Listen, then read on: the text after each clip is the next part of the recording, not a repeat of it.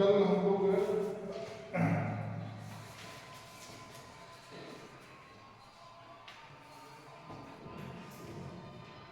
हम लोग थोड़ा से अर्थशास्त्र का परिचय में पढ़े थे ना कि अर्थशास्त्र में किस चीज़ का अध्ययन किया जाता है, अर्थशास्त्र का जनक किसको कहते हैं और उनकी पुस्तक का नाम क्या था, क्या नाम था प्राचीन? कल जो पुस्तक में बताए थे अर्थशास्त्र की जो पहली पुस्तक है, बोलो वेल्थ ऑफ नेशन, क्या छोटे से कब प्रकाशित की गई थी? 1776 छियासी में, ठीक है, हाँ 76। और इसके लिखा कौन था? एडम स्मिथ, ठीक। यह अर्थशास्त्र की प्रथम पुस्तक है। एडम स्मिथ अर्थशास्त्र के जनक माने जाते हैं। ये तो बात आगे कर दी 1776। देखो थोड़ा सा आपको समझते हुए चलिए। अब ठीक है, हम लोगों ने कहा कि अर्थशास्त्र का जो जन्म, जो इनकी पुस्तक थी वेल्थ ऑफ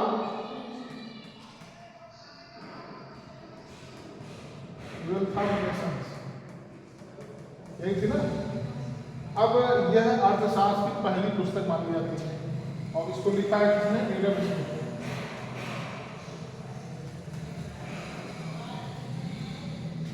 अब सवाल ये आता है कि क्या इसके पहले, भाई अर्थशास्त्र में बताया कि आर्थिक मानव के आर्थिक क्रियाओं से संबंधित जो भी क्रियाएं होती, मतलब आर्थिक से या अर्थ से संबंधित जो भी क्रियाएं होती हैं उन्हीं का अध्ययन अर्थशास्त्र में किया जाता है।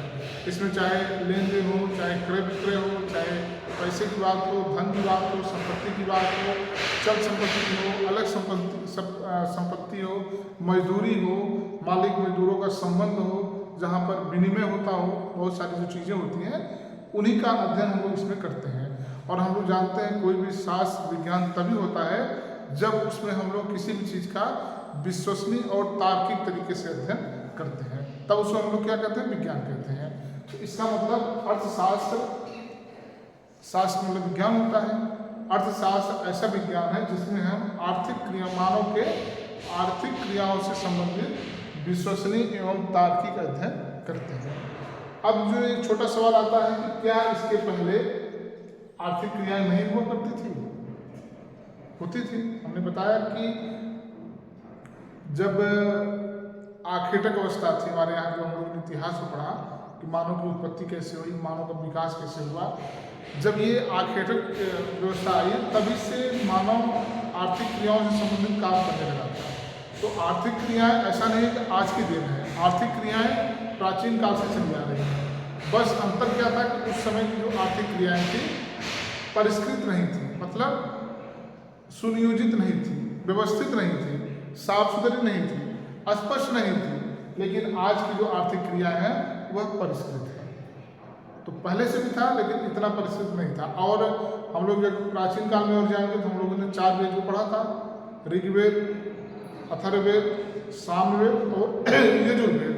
तो इसमें जो अथर्ववेद है इसमें भी मानव के आर्थिक क्रियाओं से संबंधित वर्णन किया गया। इसका मतलब कि आर्थिक क्रियाएं जब से हमारा मानव का जन्म हुआ है पृथ्वी पर तब से है, लेकिन परिष्कृत नहीं था। अब ये बात यहाँ तक आ गई, मतलब कि जब इनकी पुस्तक आई वेल्थ ऑफ नेशंस 1776 में, तब से आर्थिक क्रियाओं का अध्ययन व्यवस्थित रूप से किया जाने लगा। अगले निकालिए, अर्थशास्त्र का अभ्युदय। अभ्युदय भी लिख सकते हैं, विकास भी लिख सकते हैं।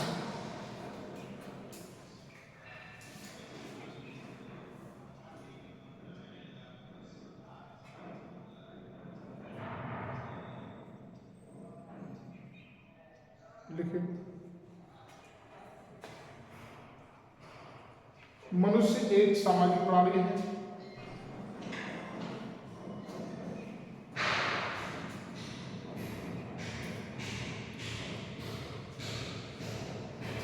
इसलिए प्रत्येक व्यक्ति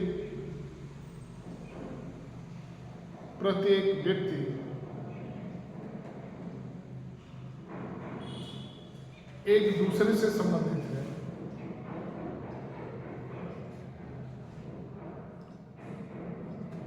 एक दूसरे से संबंधित हैं। अच्छा, इसका क्या मतलब होता है नेहा? मनुष्य एक सामाजिक प्राणी, इसका क्या मतलब होता है? समाज से ही पूर्ण होता है। समाज मतलब भाई जो व्यक्ति रहते हैं वो समाज है। जैसे हमारी जितनी भी इच्छाएं होती हैं, किसी व्यक्ति की या मानव की या आपकी या हमारी जो भी आवश्यकताएं होती है वह एक व्यक्ति पूरा करता है। ठीक, हम लोग ये कथन किसका है? मनुष्य एक सामाजिक प्राणी, किसने कहा है? अरस्तु। इसको याद रखना, इसलिए बोल रहा हूँ कि जो लोग बीएससी किए हो सकता है उनको ना पता हो, ये पूछता बहुत तेज है, आपको भी पूछ लेगा इसमें कि मनुष्य एक सामाजिक प्राणी किसने कहा है। ऑब्जेक्टिव भी पूछ लेगा, एक नंबर भी पूछ सकता है। फिलहाल ये तो बहुत रटा सवाल है। तो ये इसलिए कहा जाता है कि अगर व्यक्ति समाज में ना रहे तो उसकी इच्छाएं पूरी नहीं हो पाएंगी। आवश्यकताएं, इच्छाएं नहीं आवश्यकताएं।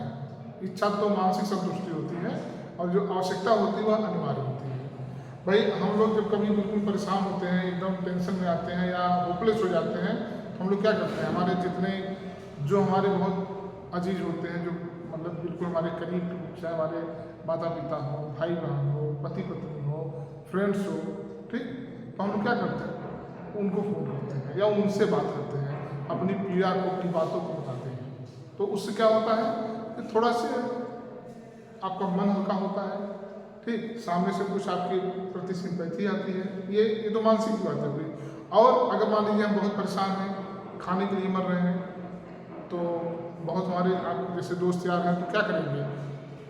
आपको पैसा देंगे खाने के लिए। तो कुल मिला के मनुष्य एक सामाजिक प्राणी है और जब वह समाज में रहता है तो एक व्यक्ति से जब तक इंटरएक्शन नहीं होता है, अंतःक्रिया नहीं होती है, तब तक वह किसी के साथ कोई भी काम नहीं कर सकता। जैसे यहाँ पर हमारा आपका अंतःक्रिया हो गई, आप अगर कहते हैं कि सर हम क्लास में बैठे पढ़ तो रहे हैं, उधर मुँह करके बैठेंगे। आप अगर ये कहते हैं सर क्लास में तो आ गए हैं, पढ़ भी रहे हैं, जरूरी थोड़ी कि आपकी तरह मुँह करके बैठे, हमारा काम खुला है, हम पीछे मुँह करके बैठते हैं। तो ये क्या होगा? ये अंतःक्रिया होगी? नहीं होगी। ये तो फिर हो गया कि बिना मतलब कि हम बक रहे हैं और आप पता नहीं सुन रही हो नहीं सुन रही हो। अंतःक्रिया का मतलब ये होता है कि हम लोग जब पढ़ा रहे हैं तो ठीक है, हम आपको बोल रहे हैं, आप सुन रही हैं, आप मन से सुन रहे हैं, ये भी एक अंतःक्रिया है। इसको मौन अंतःक्रिया कहेंगे।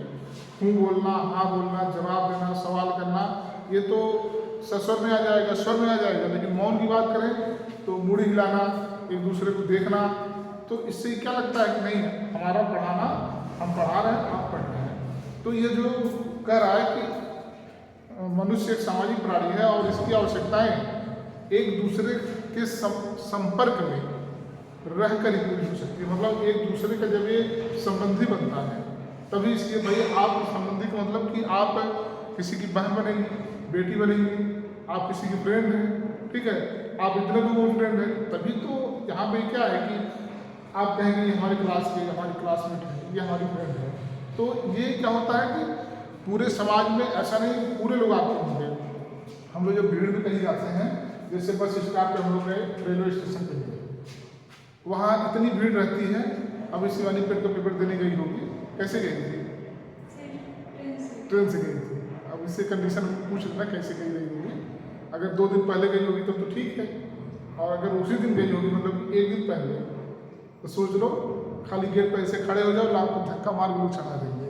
और उतरना हो तो थोड़ा सा बस हाथ पैर ढीला रखिए, ढकेलते आपको बाहर कर देंगे। कितनी भीड़ रही होगी, लेकिन वहाँ वो भीड़ है, वो आपके अपने नहीं है। क्यों? क्योंकि दूसरे कोई नहीं जानता वहाँ पर। जब आप मुंबई में जाएंगे, इतनी भीड़ मुंबई में रोज रहती है डेली, और सुबह से लगभग 5:30-6 बजे से लेकर के ये 9 साढ़े 9 बजे तक, 5:30 से नहीं, लगभग 7 से 9 बजे तक इतनी भयंकर भीड़ होती है कि आपको कुछ नहीं करना है। बस किसी तरीके से आप प्लेटफॉर्म पास खड़े हो जाएंगे, आपको पीछे वाले इतना तेज धक्का मार के ट्रेन में चढ़ा देंगे कि आपको कुछ नहीं करना, बस आप गिरिए मत करो। अगर आप गिर जाएंगे तो आपको कोई उठाएगा नहीं, आपको डाकते हुए से चले जाएंगे। और सेम कंडीशन में तब समझ मिलती है रोज, ये डेली की बात है। फिर क्या होता है कि 10 से 3 मामला कुछ ठीक रहता है, फिर उधर 4 बजे से रात 8 बजे तक फिर यही हाल होती है, जो वहाँ की लोकल ट्रेन है। तो अगर हम लोग इसके विकास की बात करें तो इसका कहने का मतलब ये है कि मनुष्य समाज का एक अंग है, सामाजिक प्राणी है, और यह है अन्य मनुष्यों से या अन्य व्यक्तियों से किस संपर्क में रहता है या उनका संबंधी होता है। आगे लिखिए। अर्थशास्त्र, एक लाइन छोटी सी वाली लिखो। अर्थशास्त्र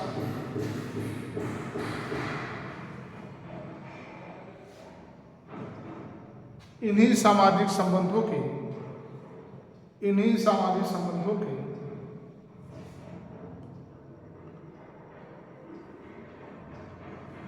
आर्थिक क्रियाओं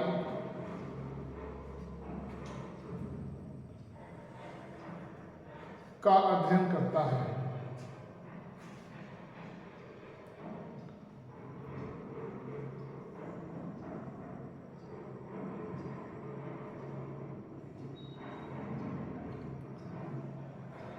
अब देखिए थोड़ा सा यहाँ रुक गया आपको, हम लोगों ने क्या लिखा है, इन्हीं संबंधित आर्थिक क्रियाओं से संबंधित चीज़ों का अध्ययन करता है। जैसे आप या हम जब किसी से परिचित होते हैं तो सामाजिक, सांस्कृतिक, आर्थिक, धार्मिक, शैक्षणिक, मनोरंजन, कई बहुत सारे रीजन होते हैं। तो जैसे अगर आप एक दूसरे से मिल रहे हैं, पॉलिटिक्स की बात कर रहे हैं, किसको वोट देना है, किसको नहीं देना है, तो यह राजनीतिक क्रिया हो गई। अगर आप सामाजिक क्रियाएं कर रहे हैं, जैसे किसी के यहाँ शादी विवाह में जाना है, किसी शादी का, ठीक, तो ये सामाजिक क्रियाएं हो गई। धार्मिक क्रियाएं, नवरात्रि का व्रत कब रहना है, ठीक है, ग्रहण कब लग रहा है, पूजा कितने बजे समाप्त होगी, मुहूर्त कब है, जो हम लोग इसकी चर्चा करते हैं, अष्टमी कब है, जो व्रत रहने वाले यही तो होता है ना, पहले दिन और लास्ट दिन, तो ये क्लियर होना चाहिए ना। तो हम लोग जब इस तरीके से किसी से बात करते हैं, संपर्क करते हैं, तो ये धार्मिक क्रिया हो गई। किसी से आप 100 रुपया लिए हैं या किसी से आप मांग रहे हैं, ये कौन सी क्रिया होगी, कौन सी क्रिया होगी, आर्थिक क्रिया। तो ये वाली क्रियाओं का अध्ययन हम लोग किस में करते हैं, अर्थशास्त्र। मतलब समझे आपने, हम जब किसी के सगे संबंधी होते हैं, दोस्त यार होते हैं, तो हम उससे कई चीज़ों से जुड़े रहते हैं, सांस्कृतिक, धार्मिक, राजनीतिक, आर्थिक, मनोरंजनात्मक। तो ये हमारी क्रियाएं, इतनी क्रियाएं चूँकि हमारे समाज की, हमारे व्यक्ति की आवश्यकता होती है, और हम जब भी किसी से जुड़ते हैं तो इतने तरीके से जुड़ सकते हैं। लेकिन इतने तरीक़ों से जुड़ने का मतलब, जैसे अगर हम लोग बात करें कि समाजशास्त्र में किसका अध्ययन किया जाता है, तो सामाजिक व्यवहारों का, समाज में रहने वाले सामाजिक व्यक्ति के सामाजिक व्यवहारों का। तो यही हो गया कि हमें किससे बात करना है, किससे क्या संस्कार जो हमारा होता है, तौर तरीका, और वैल्यू क्या है, हमारे विश्वास क्या है, हमारी प्रथा क्या है, रीति रिवाज क्या है, विवाह क्या है, परिवार क्या है, इसका जब हम अध्ययन करते हैं तो समाजशास्त्र करते हैं। लेकिन जब हम किसी व्यक्ति से पैसे की लेन देन करते हैं, जमीन की खरीद फरोख्त करते हैं, किसी सामान का एक्सचेंज करते हैं, मतलब हम आपको कुछ दे रहे हैं, आप हमको कुछ दे रहे हैं, तो ये कौन सी क्रियाएं हैं, आर्थिक क्रियाएं हैं। इन्हीं आर्थिक क्रियाओं का अध्ययन अर्थशास्त्र में किया जाता है। प्रत्येक प्राणी की कुछ ना कुछ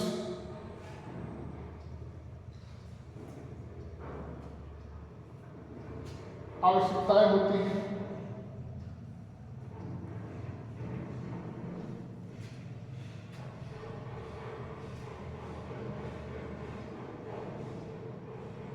चाहे वो मनुष्य हो या कोई जीव जंतु।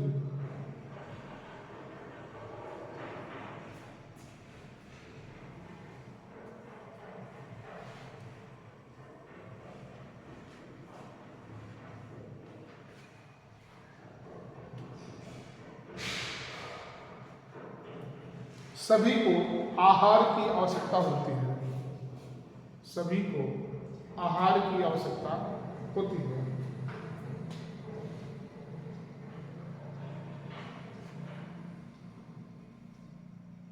मनुष्य अपनी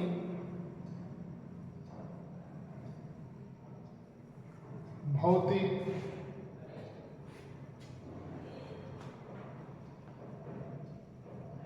शारीरिक,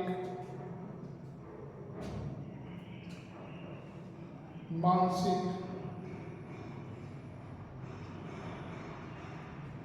नैतिक,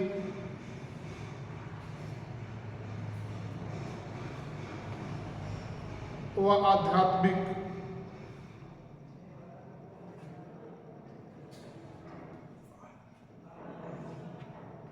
आवश्यकताओं की पूर्ति,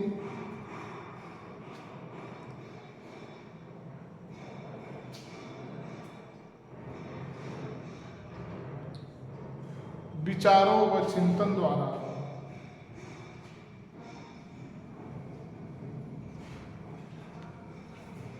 करता है।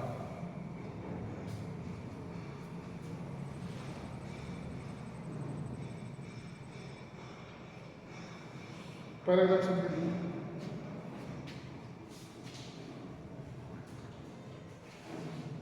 एक प्रश्न आता है कि लिखिए, ऐसे लिखिए जैसे बोल रहा हूँ। एक प्रश्न आता नहीं है, उठता है। एक प्रश्न उठता है कि, लिखना है, हाँ लिखना है।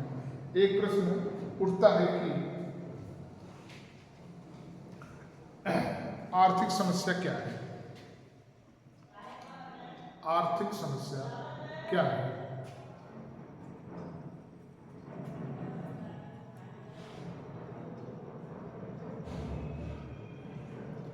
आर्थिक समस्याओं की दो विशेषताएं हैं। आर्थिक समस्याओं की दो विशेषताएं हैं।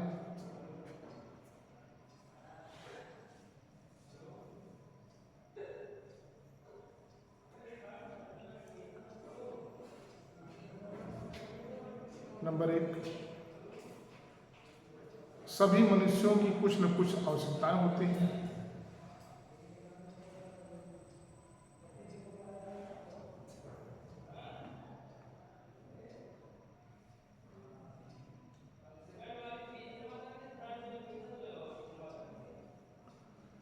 दूसरा,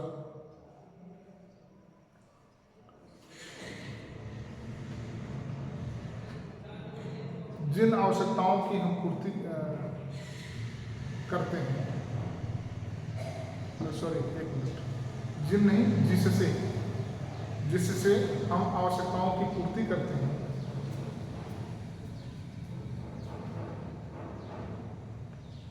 वो साधन बहुत सीमित है।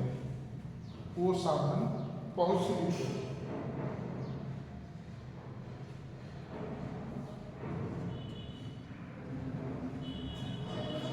बहुत सीमित है मतलब कम है, छोटा है।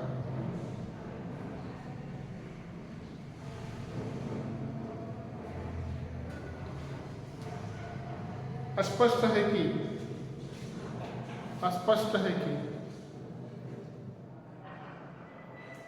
साधनों के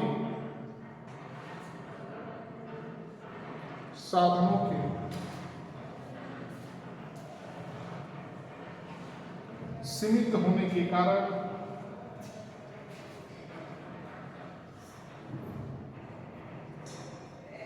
मनुष्य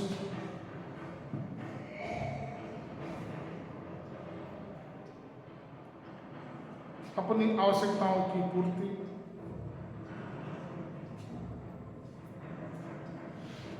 के लिए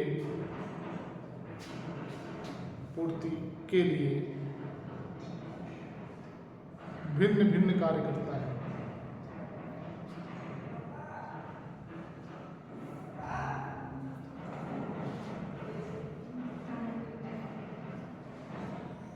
इन विभिन्न कार्यों के लिए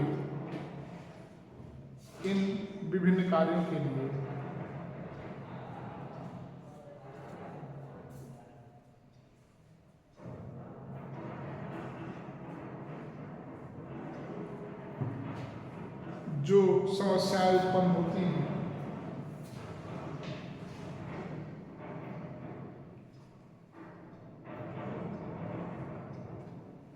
उन्हें आर्थिक समस्याएं कहते हैं।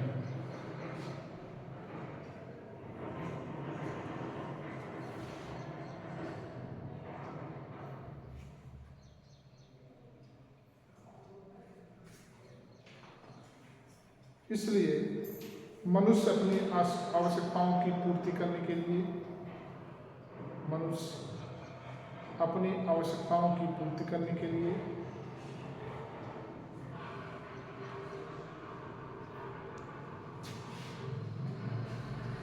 दो प्रकार का संबंध रखता है।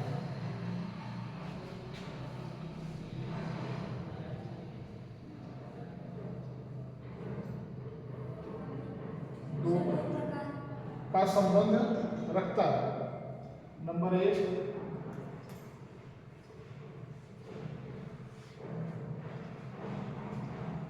धन कमाने का संबंध।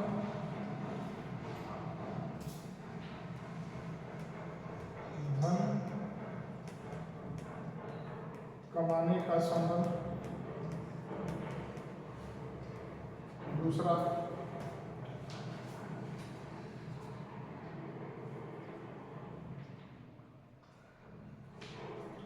इस धन से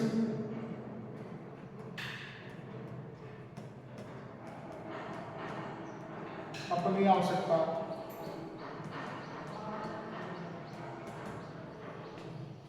पूरी करने का संबंध।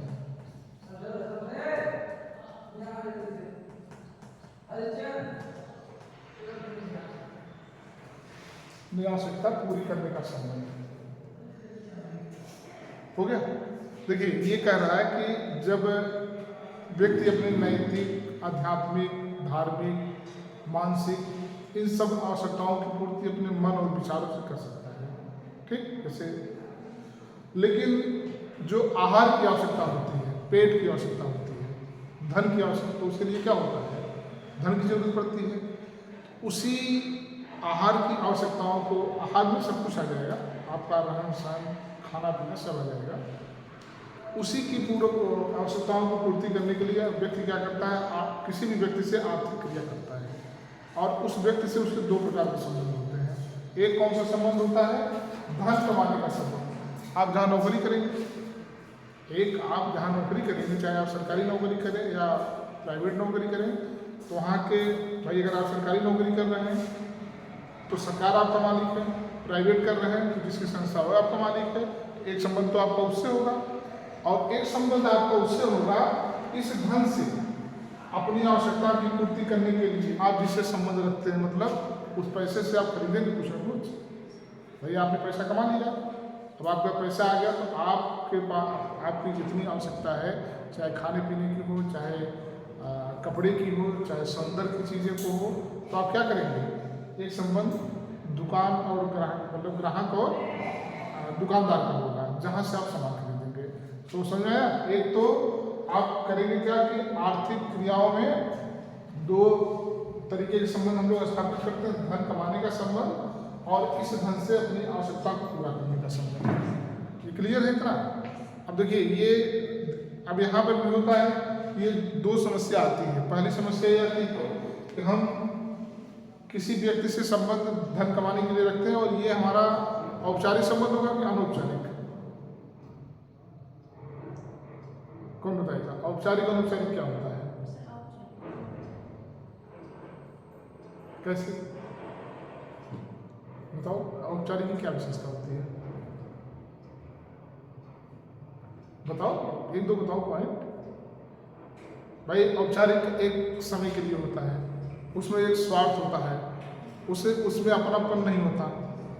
जैसे हमारा आपका संबंध क्या है यहाँ पे, औपचारिक है या अनौपचारिक? वर्तिका बताओ, हम लोग के संबंध यहाँ पे क्या है, औपचारिक है। यहाँ पे क्या है, आप एक निश्चित समय के लिए आए हैं, 2 साल का आपका कोर्स है, ठीक, और इसमें हमारा आपका स्वार्थ है। तो कुल मिलाकर के जो ये होता है, इन सब संबंधों में औपचारिकता होती है। बस हमारा उद्देश्य क्या है, दुकानदार से ग्राहक का संबंध क्या होता है, दुकानदार को हम रिश्तेदार थोड़ी बनाते हैं, पैसा दो भैया सामान दो, ठीक। हम लोग कभी कभी कहते हैं ना कि जब कहता है अरे फ्री थोड़ी दे रहे हो, पैसा लो सामान दो, तुम्हारा काम है सामान देना, हमारा काम है पैसा देना, ठीक, हमारे रिश्तेदार तो नहीं हो। तो यहाँ पे क्या होता है, एक समय होता है, अपनापन नहीं होता, लगाव नहीं होता, ठीक। और इसमें एक स्वार्थ पाया जाता है इन संबंधों, और जबकि अनौपचारिक में ये तो अलग की बात हो गई। तो यहाँ पर ये जितने भी आर्थिक क्रियाओं से संबंधित संबंध पाए जाते हैं, इनमें एक तरीके से क्या होती है, औपचारिकता होती है, औपचारिकता। आगे लिखिए, परिवर्तित करिए। अर्थशास्त्र इन दोनों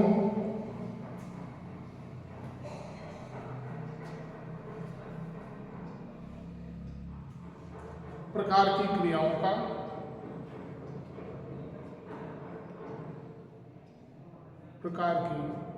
का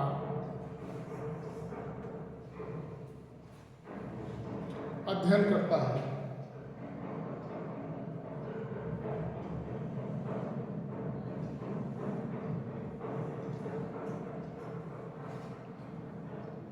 इस प्रकार कहा जा सकता है कि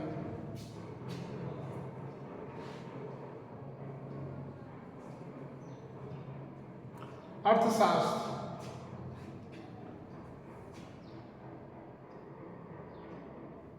उन कार्यों का अध्ययन करता है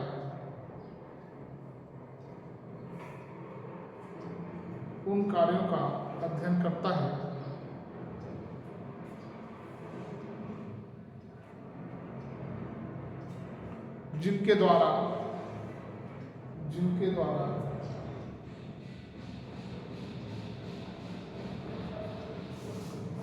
आवश्यकताओं की पूर्ति करना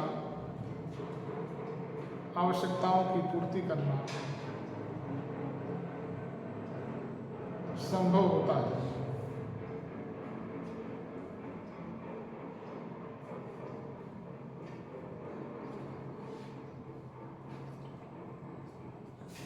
अगले निकलिए, विभिन्न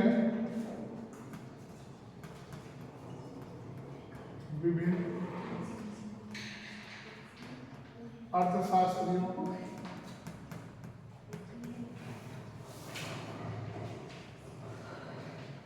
के दृष्टि में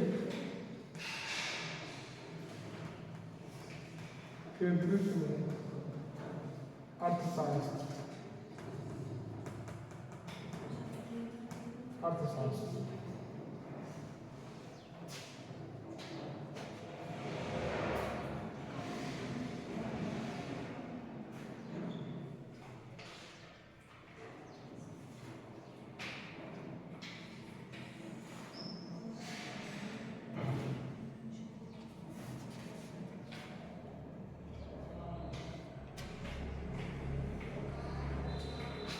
नंबर 1 धन संबंधी परिभाषाएं।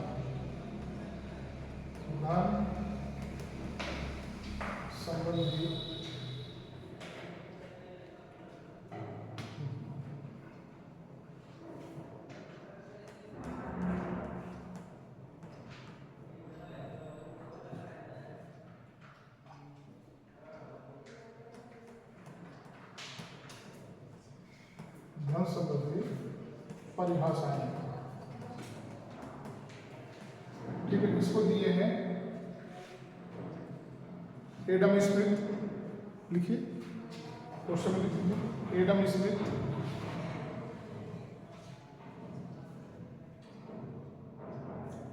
जे.एस. मिल, एडम स्मिथ, जे.एस. मिल,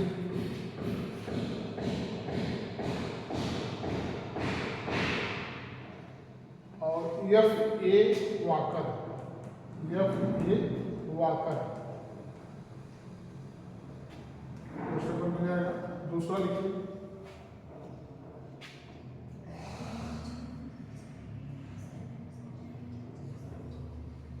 कल्याण संबंधी परिभाषा है। कल्याण संबंधी परिभाषा है, इसको दिए हैं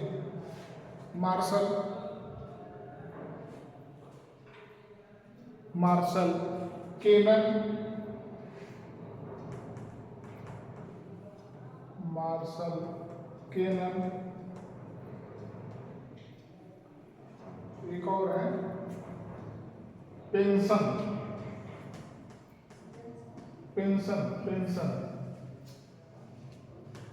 तीसरा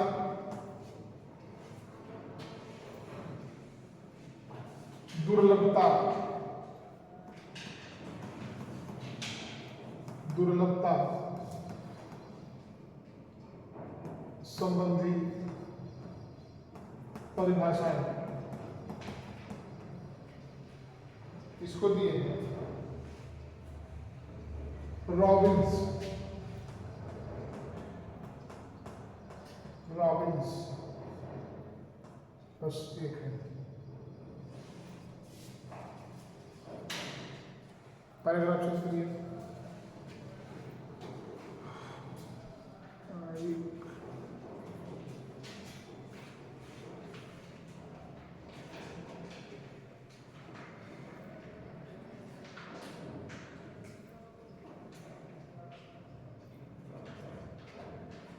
चेंज करिए पैराग्राफ। उपर्युक्त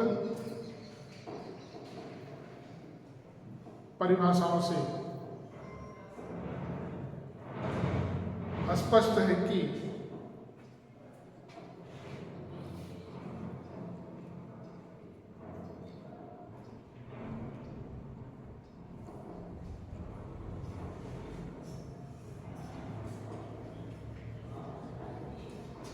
अर्थशास्त्र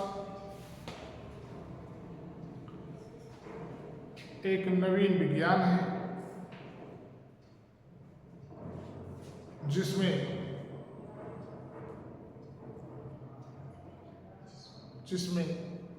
आर्थिक व्यवहारों का अध्ययन किया जाता है, आर्थिक व्यवहारों का अध्ययन किया जाता है।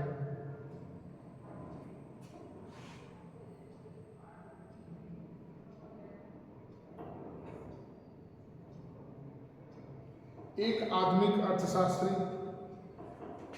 एक आधुनिक अर्थशास्त्री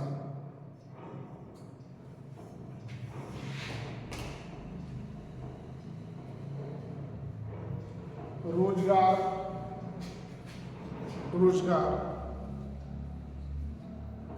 आर्थिक विकास,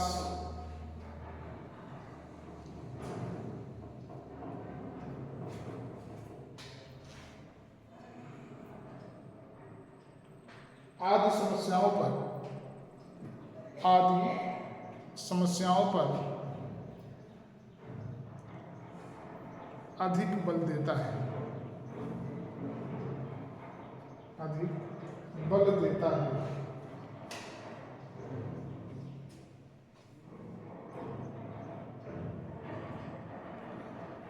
आर्थिक विकास से संबंधित, आर्थिक विकास से संबंधित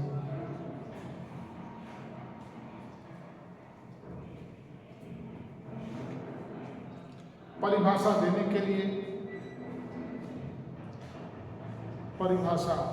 देने के लिए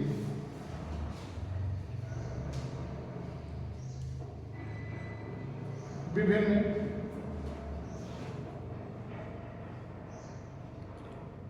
अर्थशास्त्रियों ने प्रयास किया, विभिन्न अर्थशास्त्रियों ने प्रयास किया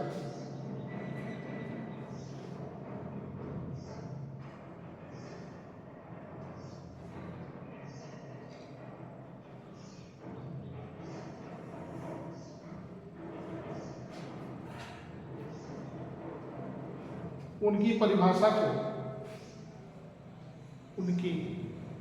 को विकास केंद्रित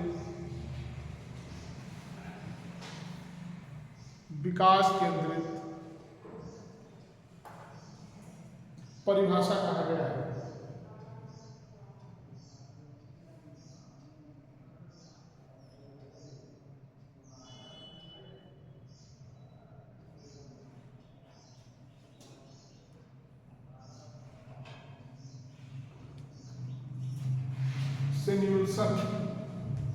ऐसे लिखा जाएगा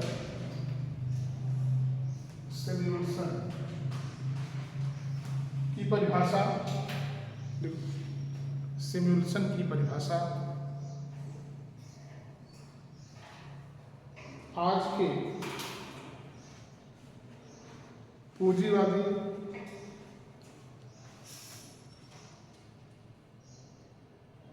साम्यवादी और मिश्रित अर्थव्यवस्था के लिए मिश्रित अर्थव्यवस्था के लिए बहुत कारगर है, बहुत कारगर है।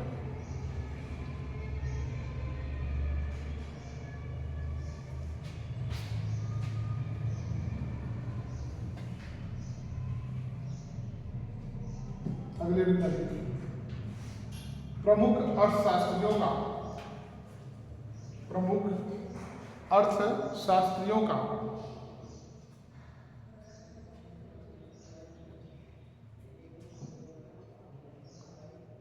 अर्थशास्त्र में योगदान हेडिंग रहेगा, योगदान।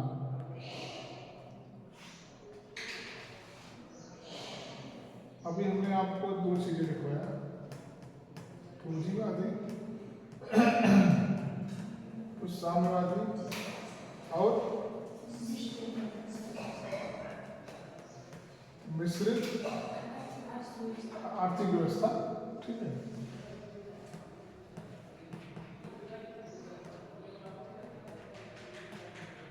ये तीनों क्या होता है, पूंजीवादी क्या होता है, साम्यवादी क्या होता है, मिश्रित। जैसे मान लीजिए आ गया मिश्रित अर्थव्यवस्था क्या है, अगर पूछ दिया मिश्रित अर्थव्यवस्था क्या है तो लिखिए या स्पष्ट करिए। शिवानी क्या लिखोगी? सर जिसमें पूंजीवादी और साम्यवादी दोनों ग्रुप हैं। जैसे बस इतना ही लिखोगे। और जैसे एक देश से दूसरे देश का आदान नहीं क्या होगा, ये है क्या पहले? ठीक है चलो तो वही हुआ ना कि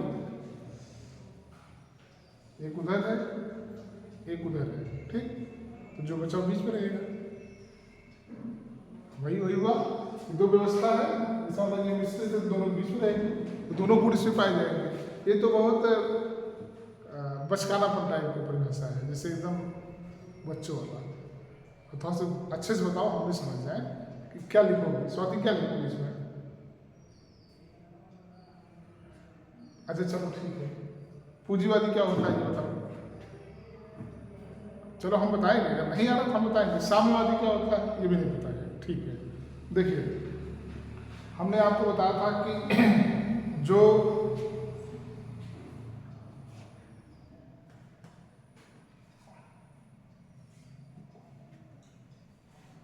हमारे आर्थिक सिस्टम का विकास हुआ है,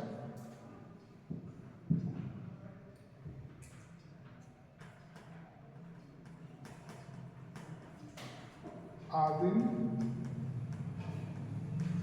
साम्यवाद,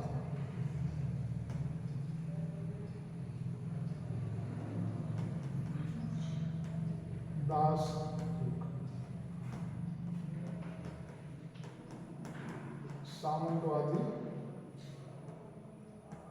युग,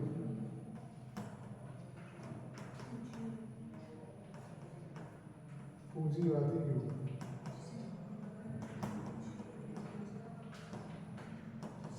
साम्यवादी।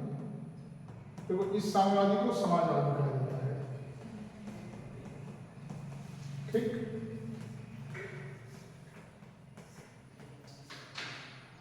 इतना क्लियर है? अब देखो इनकी विशेषता क्या है। देखो समाजवाद साम्यवाद मतलब होता है बराबरी। साम्यवाद मतलब क्या होता है? बराबरी करना, बराबरी या होना, हर मामले में बराबर होना। आर्थिक मामले में, सामाजिक मामले, जैसे क्या था कि प्राचीन समाज में, आदिम समाज में भिन्नताएं नहीं थी, लोग अलग अलग नहीं, सिर्फ दो वर्ग था, एक महिला और एक पुरुष, और कुछ नहीं था। ना तो कोई छोटा था, ना तो कोई बड़ा था, ना तो कोई अधिकारी था, ना कोई चपरासी था, कुछ नहीं, सब बराबर थे। दो वर्ग, एक महिला एक पुरुष। तो यहाँ पे किसी भी चीज़ के लिए कोई ना कोई, भाई जब आप अधिकारी नहीं है, हम कर्मचारी नहीं है, तो आप हमसे बड़े नहीं हैं, हम आपसे छोटे नहीं हैं। हर मामले में समानता थी, बराबरी था, और सब एक के लिए जीते थे और एक सबके लिए जीता था। जितनी चीज़ें होती थी उसको बांट करके बराबर बराबर में हो जाया करता था। तो उस समय की व्यवस्था में आदि जो व्यवस्था थी इस तरीके की थी। ठीक, अब धीरे धीरे क्या हुआ, लोगों के ठाट बाट होने लगे, लोग व्यवस्थित होने लगे, आर्थिक क्रियाएं देखिए हमेशा चल रही थी।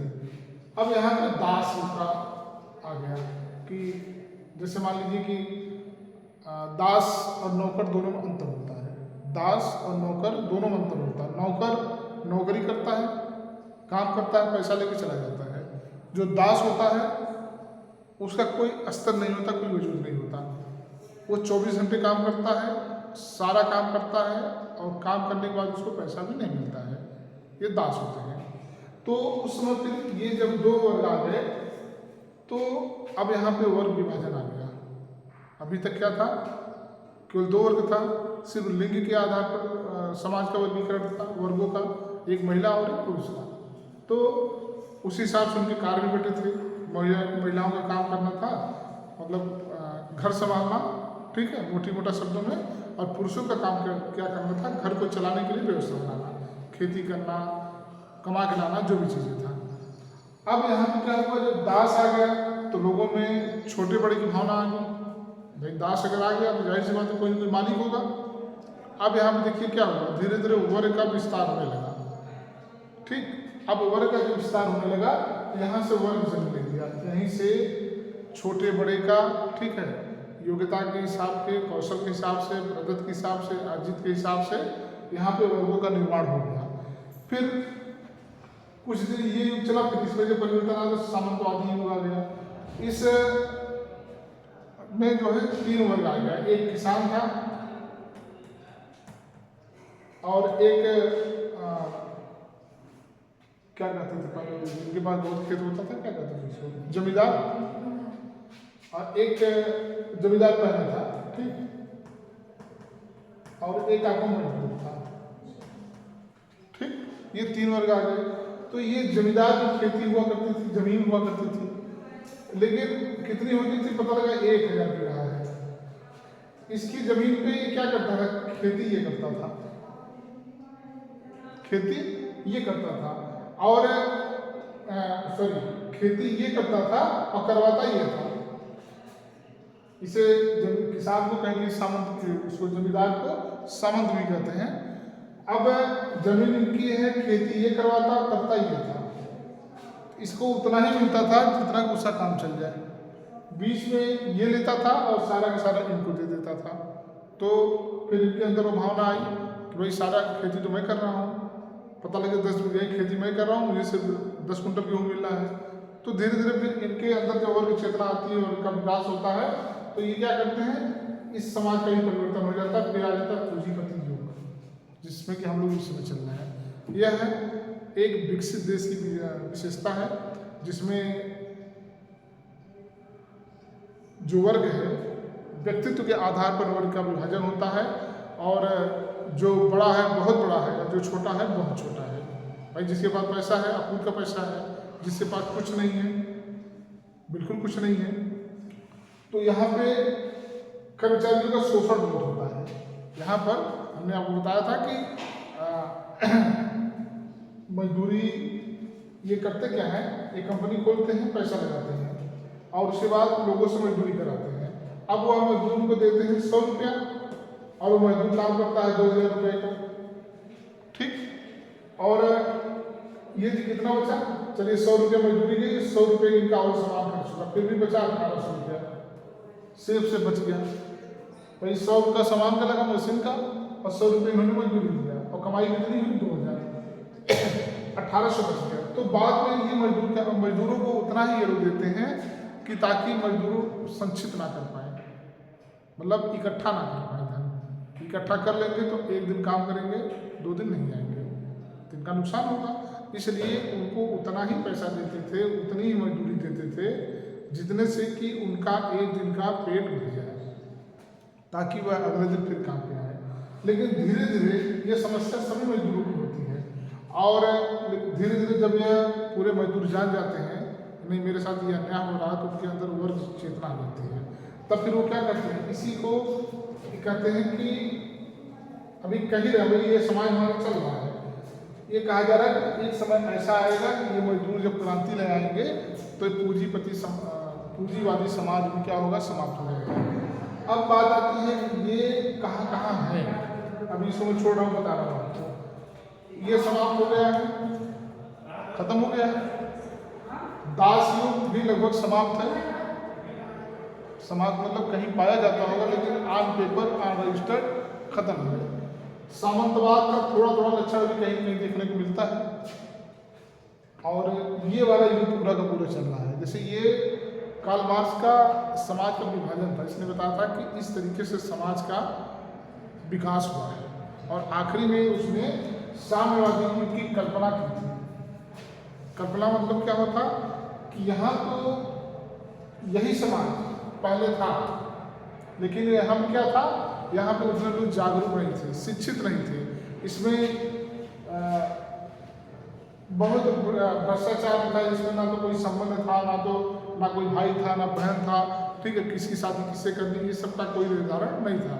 लेकिन यहाँ पर पूंजीवादी जो युग है, यह है विकसित देशों की व्यवस्था, जिसे अमेरिका, रूस, ठीक, चीन, जर्मनी, जो पश्चिम के देश है।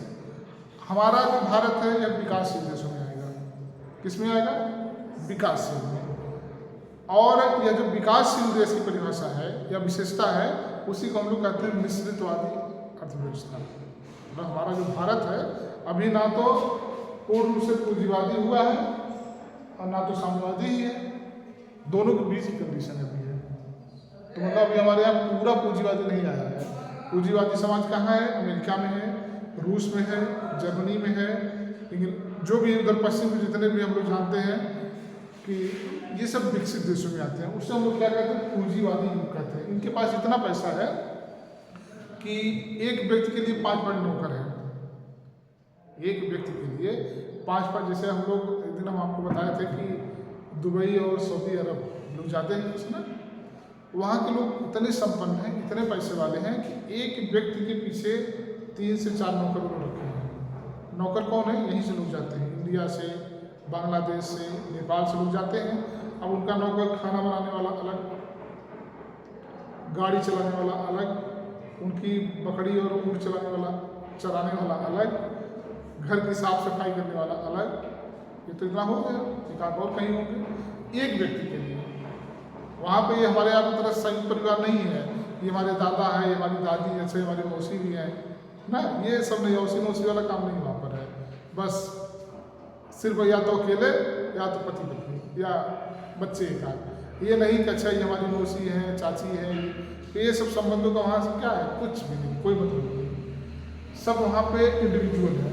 तो इतने संपन्न है, बताइए कि एक व्यक्ति के पीछे 5-5 नौकर रखे गए हैं। तो सोचिए वो व्यक्ति कमाता कितना होगा या पैसा उसके पास कितना होगा। तो अभी हमारे यहाँ, आपके यहाँ अगर एक नौकर अगर रख लिया जाए तो उसको भी हम लोग कायदे से खिला नहीं पाते। हम लोग क्या करते हैं, वो उतना हो ही नहीं पाता। अब इस जो आपका दुबई है, अमेरिका है, वहाँ पर जैसे सऊदी अरब की अगर हम बात करें, दुबई की बात करें, तो वहाँ तेल की खाड़ी है, डीजल, पेट्रोल, गैस, ये बड़ा पैसा वहाँ से आता है। सारे के सब विश्व के सारे देश लगभग इन्हीं 2-3 देशों पे निर्भर हैं। किसके लिए, पेट्रोल, गैस और डीजल, तेल के लिए। अब सोचिए कि आज के समय में अगर हमारे यहाँ पेट्रोल बंद हो जाए, डीजल बंद हो जाए, तो हमारा जीवन यापन रुकेगा कि नहीं रुकेगा। भाई हम लोग का जैसे एक तो आवागमन जो कि किसी व्यक्ति के लिए बहुत अति आवश्यक है। अगर हमें इलाहाबाद जाना है, हमने आपको बताया था कि पहले जब हमारे पास साधन नहीं था तो व्यक्ति को जब इलाहाबाद जाना होता था तो 2-3 दिन से वो पहले प्लानिंग करता था कि अच्छा उस दिन इलाहाबाद जाना है, अच्छा थोड़ा कपड़ा धुल लो, थोड़ा खाना भी 2 टाइम बना के पैक हो जाए। भाई आज अगर आदमी जाएगा तो कल वापस आएगा ना, क्यों, पैदल जाना है। अभी क्या है, आप बैठे हैं, चलो इलाहाबाद टहलाते हैं। तो क्या है, ये हमारे यातायात के साधन का प्रभाव है। अभी ये डीजल पेट्रोल बंद हो जाए तो हम लोग यही सोचेंगे चले कि न चले, तो ऐसे था। अब इसलिए सारे देश जैसे होता क्या है कि कुछ ऐसी चीज़ें होती हैं जो सबके लिए अनिवार्य होती हैं। अगर आप उसकी दुकान कर लिए तो आपकी बिक्री बहुत ज़्यादा होगी, भाई सबको चाहिए। और एक ऐसी दुकान आप खोल लीजिए जिसकी आवश्यकता सबको नहीं है या कम है, तो वो दुकान कम चलेगी। तो इनके पास तेल का भंडार इतना अधिक है कि विश्व के सारे देश इन्हीं पर निर्भर हैं, इसलिए इनके अंदर संपन्नता है, पैसा आ रहा है, ये लोग पूरा नौकर रखे हुए हैं। ये तो पूंजीवाद की बात आ गई। अब कार्ल मार्क्स की कल्पना थी साम्यवादी युग की कि एक समय ऐसा फिर आएगा कि जो आदिम समाज में था, बराबरी का जो समाज था, वही समाज फिर आएगा। और ये कल्पना करके गया है, लेकिन अभी निकट भविष्य में ऐसा होने वाला नहीं है। अभी हम लोग मिश्रित में चल रहे हैं। अभी हम लोग पूंजीवादी में आएंगे, पहले विकसित श्रेणी में आएंगे। विकसित में आने के बाद तब हम लोग इसके बारे में सोचेंगे। तब तक अगर हम लोग अच्छा काम करेंगे तो 2-3 बार जन्म लेंगे। अगर हम लोग अच्छा काम करेंगे 2-3 बार जन्म लेंगे। क्यों? क्योंकि अभी तो हम लोग की पीढ़ी तक यही चलेगा, मिश्रित चलेगा। फिर अगले बार अगर हम लोग जन्म लेंगे तो कहीं ना कहीं आएगा कि अच्छा पूंजीवादी आ सकता है। तो कुल मिला के ये एक काल्पनिक चीज़ है। इसका मतलब ये होता है कि इसमें कोई असमान नहीं रहेगा, कोई ना गरीब रहेगा ना कोई अमीर रहेगा, सब लोग बराबर रहेंगे। तो पूंजीवादी में क्या रहेगा? एक तरफ पूंजीपति होता है, एक तरफ श्रमिक वर्ग होता है, ठीक। जिसको हम लोग दास नहीं कहेंगे, दास ऊपर था, नौकर कहेंगे। दोनों में अंतर है, नौकर और दास दोनों में अंतर है। तो यहाँ पर पूंजीपति नौकर का संबंध था, और ये पूंजीपति तो हो गया ना कि एक तरफ पूंजीवादी व्यवस्था और एक तरफ साम्यवादी व्यवस्था, दोनों के बीच में मिश्रितवादी अर्थव्यवस्था है। हमारा भारत, पाकिस्तान, बांग्लादेश, नेपाल, भूटान, चीन, ये विकासशील देशों में आता है। एक चीज अब मानक के हिसाब से जैसे संयुक्त राष्ट्र संघ है, संयुक्त राष्ट्र संघ जो है वह करता क्या है?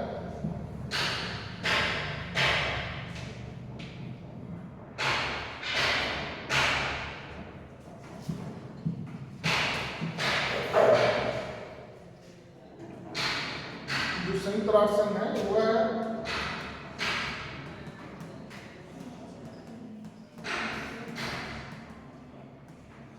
ये करता क्या है? इसमें कितने देश है भाई शिवानी? बहुत शोर करना भैया। जो संयुक्त राष्ट्र संघ है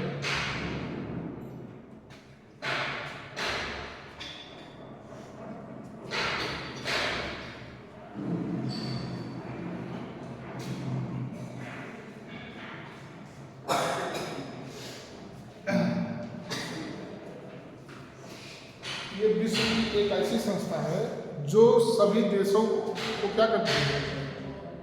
नियंत्रित करती है। मतलब कि एक तरीके से इन्हीं के हिसाब से विश्व के सारे देश चलते हैं। जैसे अगर भारत और पाकिस्तान, ठीक, झगड़ा होता है, विवाद जब होता है तो यही मामला जाता है, भाई समझाओ इनको।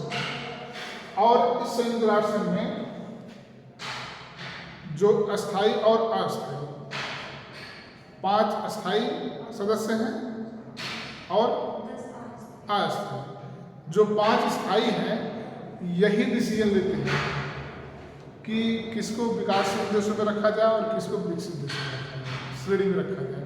जैसे अगर बात चाइना किया जाए, चाइना अगर देखा जाए तो इस समय अमेरिका से अधिक ताकतवर है, सैन्य के मामले में, जनसंख्या के मामले में, टेक्नोलॉजी के मामले में, हर मामले में। लेकिन अमेरिका क्या कर रहा है कि वो जान रहा है कि अगर हम चीन को विकसित श्रेणी में रख देंगे तो हमारी जो प्रभुता है वो समाप्त हो जाएगी। इसलिए अभी वो क्या कर रहा है, उसमें जो 5 देश होते हैं, 5 में से 3, कोई भी निर्णय लेने में 3 लोग का बहुमत होना चाहिए। तो भाई वो सबसे प्रमुख देश है, बाकी लोग मिला के कोई अगर प्रस्ताव जाता है तो खारिज करा देता है। तो मानक के हिसाब से चीन विकसित देशों की श्रेणी में आ गया है, लेकिन अभी उसको वैश्विक स्तर पर संयुक्त राष्ट्र संघ के द्वारा विकसित श्रेणी में नहीं रखा गया है। आज भी हमारा चीन या जो चीन है आज भी विकासशील देशों की श्रेणी में आता है। विकासशील मतलब जहाँ पर इसकी विशेषता ये होती है कि यहाँ पे बेरोजगारी बहुत होती है, यहाँ की अधिक जनसंख्या खेतों पर निर्भर होती है और यहाँ की अधिक जनसंख्या भूत प्रेत और धार्मिक विश्वास ज़्यादा करती है। इसकी विशेषता है।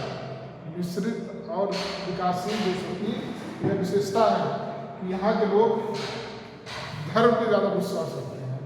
हम लोग कहते हैं ना कि जो आइसलैंड है, आइसलैंड एक देश है उनको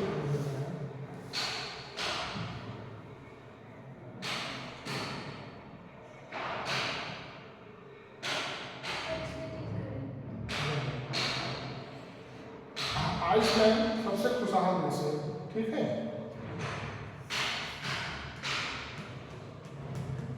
आइसलैंड और वहीं पे नॉर्वे भी है। ये सबसे खुशहाल देश है और विकसित देश है, लेकिन मजे की बात यह है यहाँ आपको एक भी मंदिर नहीं मिलेगा, एक भी मंदिर नहीं मिलेगा। हम लोग कहते हैं कि अगर मंदिर नहीं रहेगी तो गांव का सर्वनाश हो जाएगा। तो यही कहते हैं ना, मंदिर उन्दिर गांव में कहा जाता है कि ये इसमें डी बाबा है, ये वो वाले बाबा हैं। ये जो विपत्ति आती है गांव के बॉर्डर से, मतलब नदी के उस पार से, ये क्या करते हैं, रोकते हैं। अभी ड्रोन वाला कैमरा तो नहीं रोक पा रहा है। ये चोर आए हैं, सब चोर है, कुछ नहीं है, कुछ नहीं है ये सब। हाँ, तो अब समझो मेरी बात, ये यहाँ पर एक भी मंदिर नहीं है और यहाँ का एक भी व्यक्ति बेरोजगार नहीं है। मतलब ये तो मैं दो आपको उदाहरण बताया हूँ, दो मैं आपको उदाहरण बताया हूँ, ऐसे बहुत सारे देश हैं। तो विकासशील देशों की जो एक विशेषता में ये भी आता है कि यहाँ के लोग धार्मिक बहुत ज़्यादा मानते हैं, धर्म को बहुत मानते हैं। अभी देखो मामला चल रहा है, 2 दिन से चल रहा है, रामलीला चल रहा है, ठीक। तो हम लोग क्या करते हैं कि हम लोग मतलब ये नहीं कि 135 करोड़ लोग हैं तो सब लोग उसमें लीन है, ऐसा नहीं है। लेकिन डायरेक्ट इनडायरेक्ट हम लोग भी उससे प्रभावित होते हैं। हम नहीं जाते हैं तो हमारे घर में कोई जाता है, ठीक है। आप नहीं चंदा देती हो तो घर का कोई देता होगा। तो कुल मिला के इनका जो कहने का मतलब है कि जो विकासशील देश है इनकी जो विशेषता है, यहाँ बेरोजगारी बहुत है, यहाँ बेकारी बहुत है और यहाँ पे गरीबी बहुत है। यहाँ के लोग भूमि पर ज़्यादा निर्भर, मतलब खेती पर ज़्यादा निर्भर हैं और यहाँ के लोग धार्मिक बहुत ज़्यादा है। जादू टोना धर्म तंत्र मंत्र इन पर ज़्यादा विश्वास करते हैं। विज्ञान पर इनका भरोसा बहुत कम होता है। तो ये लेकिन यहाँ पे क्या है, अगर ऐसा होता तो यहाँ पे तो ऐसी कोई बात नहीं, यहाँ पे भी सब नौकरी करते हैं। तो कुल मिला के देखो ये मन की आपकी बातें हैं, हमारा काम है बताना। और ये सारे के सारे देश विकसित देश में आते हैं। तो अगर विकासशील देश की विशेषता लिखने में आएगा तो आप इतना लिखिएगा कि यहाँ पे विकासशील देश वह देश होता है जो ना तो विकसित होता है ना तो साम्यवादी में होता है, बल्कि बीच में आता है। इसकी विशेषता ये होती है, यहाँ गरीबी बहुत ज़्यादा होती है, यहाँ बेकारी बहुत ज़्यादा रहती है, यहाँ के लोग खेतों पर निर्भर रहते हैं, ठीक। और बाकी अपना धार्मिक वाले देखो मैं इसलिए बार बार बता रहा हूँ, ये इसकी प्रमुख विशेषता में है। हमारे आपके आगे बढ़ने में सबसे बड़ी बात है यही है, भगवान सब देख लेंगे क्या कर रहे हैं, कुछ नहीं। अरे कैसे शादी विवाह कैसे होगा, ऊपर वाला जाने। हम लोग जवाब देते हैं ना, मतलब एक व्यवहारिक जवाब तो हम लोग ऐसे ही देते हैं। जो देखिए हमने क्या कहा कि जो शिक्षित है, जैसे हम आप इस तरह का जवाब नहीं देते हैं, लेकिन जो कम पढ़े लिखे हैं, जो गांव के लोग हैं, ऐसे ही उनका जवाब रहता है। ये कैसे होगा, ऊपर वाला जाने। ये कैसे हो गया, पता नहीं, भगवान जाने। ऐसे बोला जाता है ना। भगवान कुछ नहीं जानते हैं, जानते सब हम आप हैं। सब अब अगर सब कर्मों की देन होती है, अगर हम लोग पूरा अपना कर्म अच्छे से करें, लेकिन ये तो एक शब्द होता है व्यक्ति को सांत्वना देने के लिए कि कम से कम आदमी जो भाई देखिए सभी लोग सफल हो नहीं सकते किसी भी चीज़ में। जैसे नौकरी की बात नहीं देखें तो नौकरी में सभी लोग सफल हो नहीं सकते। मान लीजिए 20 लाख लोग हैं, जो बीएड बीटीसी है, आप समझो भैया। तो बीएड बीटीसी 20 लाख लोग हैं, वैकेंसी कितनी आएगी? मान लीजिए 1 लाख, 19 लाख तो बाहर रहेंगे। उन्हीं को सांत्वना देने के लिए सब बना दिया गया है किस्मत। और किस्मत तो भगवान को जोड़ दिया कि चलो किस्मत साथ आपका नहीं दिया, भगवान है। तो ये कुल मिला करके हम लोग क्या करते हैं कि ये निराशावादी विचार हो जाते हैं। ये व्यक्ति को आगे बढ़ने से रोकता है। अगर हमारी बात आपको लगे नहीं तो आप देखेंगे, कभी कैलकुलेट करिएगा, साल का मुझे लगता है कि 100 दिन, साल का 100 दिन हम लोग ये 30 त्यौहार और ये रामलीला, धर्मलीला, कृष्ण लीला और भगवान शंकर भोले के चक्कर में निकाल देते हैं। भाई 30 दिन का सावन होता है, एक नवरात्रि होती है चैत वाली, 9 वो हो गया। दशहरा वाला को 15 दिन जोड़ लो, 2 दिन पहले से लेके दशहरा के 5 दिन बाद तक होता है। तो ठीक है, ये चीज़ें जो है त्यौहार मनाना, सब कुछ करना सही है, लेकिन जब व्यक्ति उसी में आके लीन हो जाता है तो ये एक निराशा। ये लोग जितने भी विकसित देश हैं आप देख लीजिए, वहाँ पे कहीं भी ये चीज़ें नहीं है। वहाँ आपको पिकनिक का सब होती है, आप रास्ते में जा रहे हैं, इतने अच्छी चीज़ें वहीं बगल में आप घूम डाल लीजिए। हमारे यहाँ सब, हमारे यहाँ रोड पे आप देखेंगे गंदगी बनी है, यहाँ से तो आप कुल मिला करके जो विकसित होता है वो जगह जगह पे ही चीज़ों को इतना अवसर दे देता है कि व्यक्ति का खर्चा भी कम हो और व्यक्ति हर चीज़ से प्रफुल्लित हो। अब अगर आपको मान लीजिए कि अगर आप कभी लेके हनुमान जाना हो तो बजरंगबली की मंदिर यहाँ भी है, गांव में भी है, लेकिन हमारे आपको मन में ये है कि अरे यहाँ वाला नहीं है, वो वाला ना। देखो इसको कोई अन्यथा नहीं लेगा, हम लोग की ये मानसिक क्या हो जाता है, कहाँ गए तो लेटे वाले हनुमान पास चलेंगे या बड़े वाले हनुमान पास, प्रति का दिक्कत हो रही क्या होगी।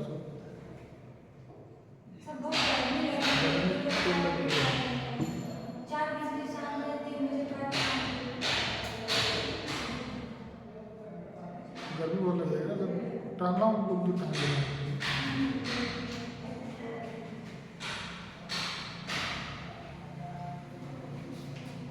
तो कुल मिला करके जो मिश्रित की बात थी, अगर लिखना होगा तो ऐसे आप लिख देना, ठीक है। थोड़ा से पूंजीवादी के बारे में लिख देना, थोड़ा सा 2 लाइन, और थोड़ा से साम्यवादी बारे में लिख करके बीच में आप मिश्रित अर्थव्यवस्था में दोनों विशेषताएं पाई जाती हैं, तब क्लियर होगा। अगर ऐसे कह दो कि केवल कि सब दोनों के बीच की चीज़ें वही पाई जाती हैं तो वहाँ तो आप बता दें, लेकिन लिखना होगा तो आपको वहाँ लिखना पड़ेगा ना। आता है मिश्रित अर्थव्यवस्था के बारे में आप अगर देखेंगे तो मुझे लगता है कि 2-3 बार पूछा ही है कम से कम ऑब्जेक्टिव उसमें लिखने वाले हैं।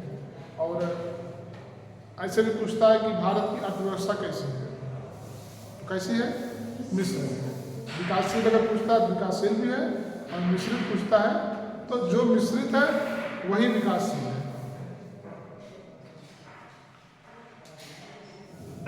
आगे लिखिए।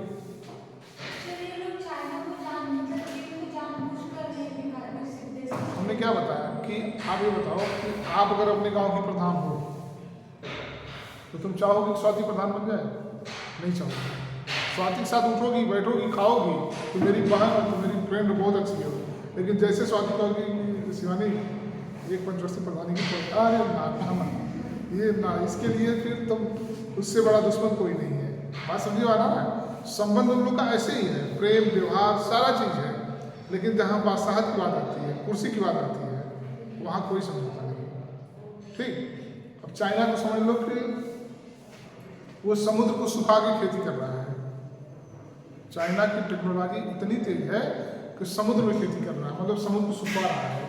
जैसे करता क्या है, कर रहा है कि वो स्टील की जैसे जिसको क्या कहते हैं, जैसे वो बंधा में लगा है, चादर ही कह लेते हैं, स्टील का बढ़िया बना करके बीच समुद्र में डाल दे रहा है।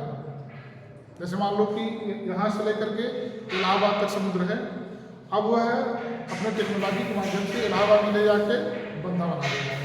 ठीक, अब जब बंधा बना देगा तो इस तरफ को समुद्र का पानी सुखवा लेगा, और जो उस तरफ का पानी है वो तो इधर आएगा नहीं। तो जब ये सूख जाएगा तो आप खेती करेंगे आराम से। इतनी टेक्नोलॉजी उसकी हो गई है। समुद्र के अंदर फ्लैट बना रहा है, आवास से वही कंडीशन है। उसी तरीके से ट्रेन चला रहा है, और उसके यहाँ की जो ट्रेन है लगभग 700 नहीं 650 सबसे अधिक गति से चलने वाली ट्रेन चाइना में आ गई चल रही है।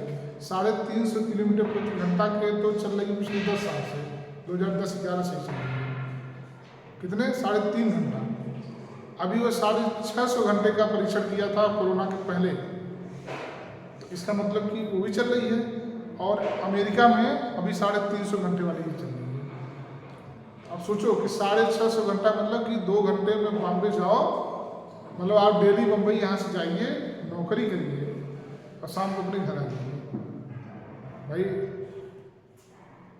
1400 किलोमीटर है इलाहाबाद से, 202 घंटा आपको जाने में लगेगा। जैसे बॉम्बे में लोकल ट्रेन जो चलती है, 7 बजे आप बैठिए, 9 बजे बॉम्बे उतर जाइए, अपने ऑफिस जाके ड्यूटी करिए, 4 बजे छूटिए, 6 बजे अपने घर आ जाइए। ये कंडीशन वहाँ पे है। हमारे यहाँ क्या करें, बॉम्बे जाना हो तो इसमें तो ठीक है 2.5 दिन 30 घंटा जब कोहरा पड़ता है, आज आप बैठेंगे 4 दिन के बाद पहुँचेंगे, पता लगा ये ट्रेन 24 घंटा लेट चलती है इस तरीके से। तो कुल मिला के अगर कोई विकसित है तो विकसित होने के लिए बहुत सारे चीज़ों की आवश्यकता होती है, और जब तक उन सब चीज़ों को आप व्यवस्था नहीं बनाएंगे। भाई ये बताइए कि जैसे मान लीजिए कि हम लोग घर की व्यवस्था करते हैं,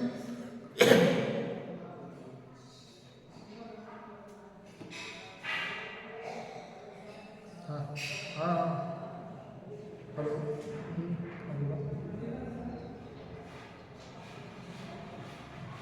ठीक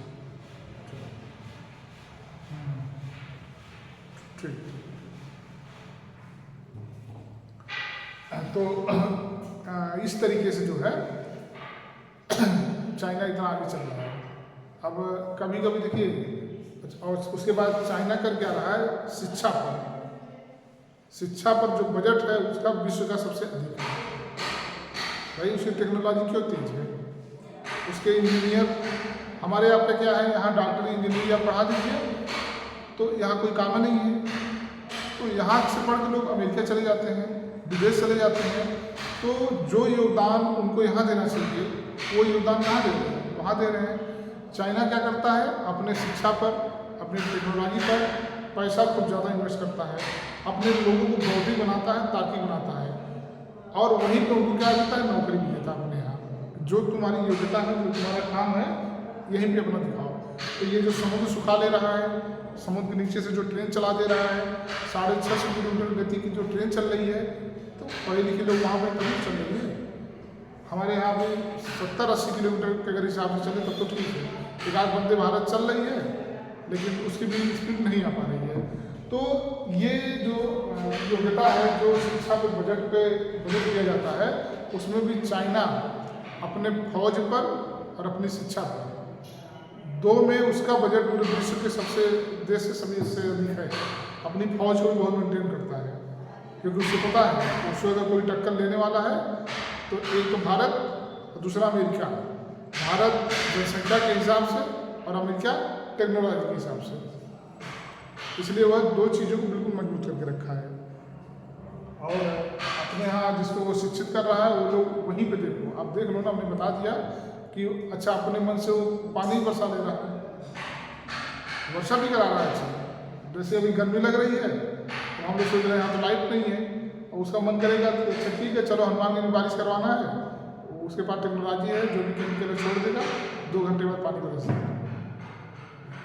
तो अब पानी बरसा रहा है तो खेती भी अच्छी हो रही होगी। तो कुल मिला के वो टेक्नोलॉजी उसकी बहुत तेज है। अच्छा दूसरी क्या चीज़ है कि जैसे जब व्यक्ति शिक्षित हो जाता है, शिक्षित जिसको कहते हैं, जिसके अंदर घमंड और अहंकार नहीं होता है, वह कोई काम करने से शर्माता नहीं है। हमको जो लगता है कोई काम, मतलब जैसे वहाँ के लोग, चाइना के लोग करते क्या है कि अगर ट्रेन में जा रहे हैं नौकरी करने 600 किलोमीटर 700 किलोमीटर 2 घंटा, तो ट्रेन में हमारे यहाँ की तरफ फेसबुक व्हाट्सएप चलाते हुए नहीं रहते हैं, ईयरफोन लगा के गाना नहीं सुनते वो लोग और एक आध दो साइड में, जैसे किसी का जैसे आप नौकरी करने जा रही हो दिल्ली मान लो, ठीक, तो पार्सल सामान जाते हैं साइड जाओ, किसी का सामान नहीं, आप देखेंगे ट्रेन पे बस पे सामान केवल आदमी नहीं जाता, सामान ही जाता है, उसका भी पैसा लगता है।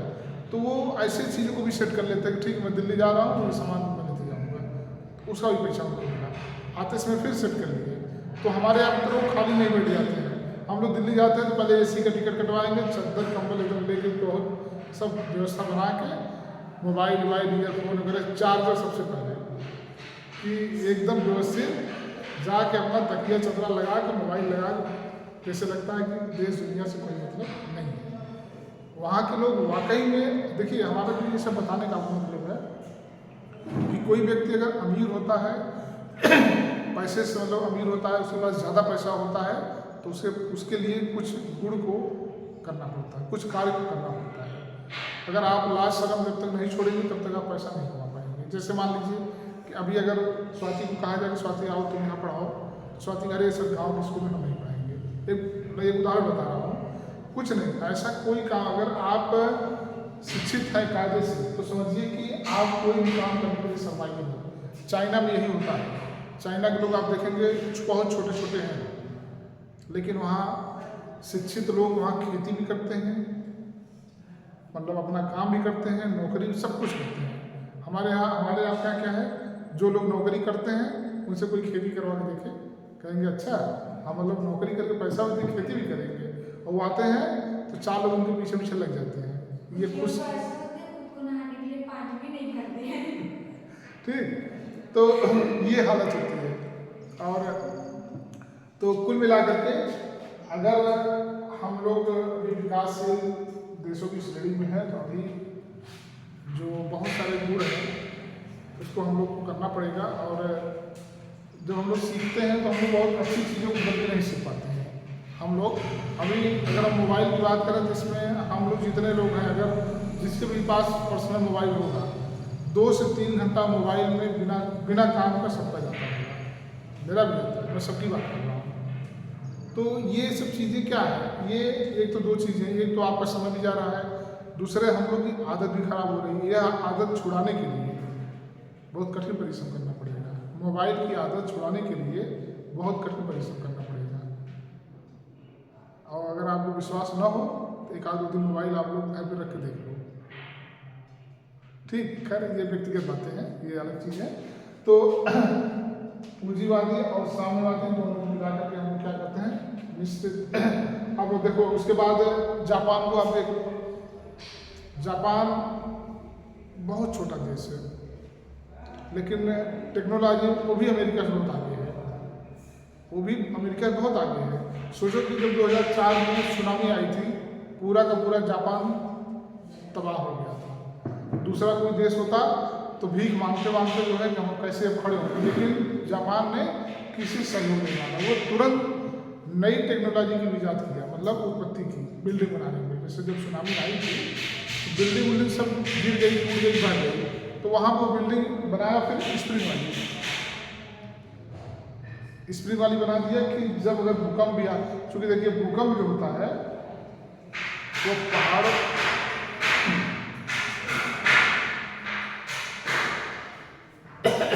पहाड़ी एरिया पर और समुद्री एरिया पे वो ज़्यादा आता है। तो जापान आप देखेंगे बिल्कुल एकदम समुद्री किनारे है, तो वहाँ पर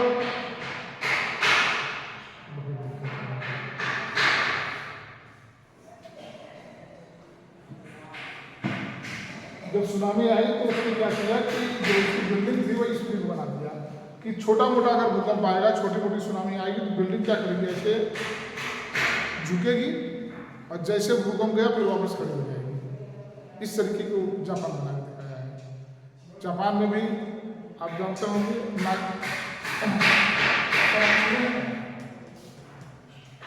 नागासाकी और हिरोशिमा, क्या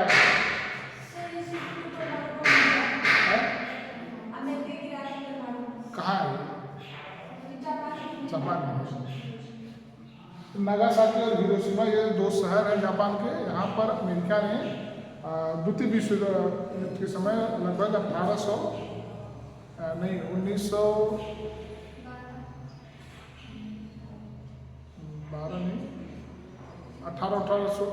ऐसे कुछ था उस समय परमाणु बम गिराया था। और इस परमाणु बम का द्वितीय विश्व युद्ध में जो था ना, कितने था ये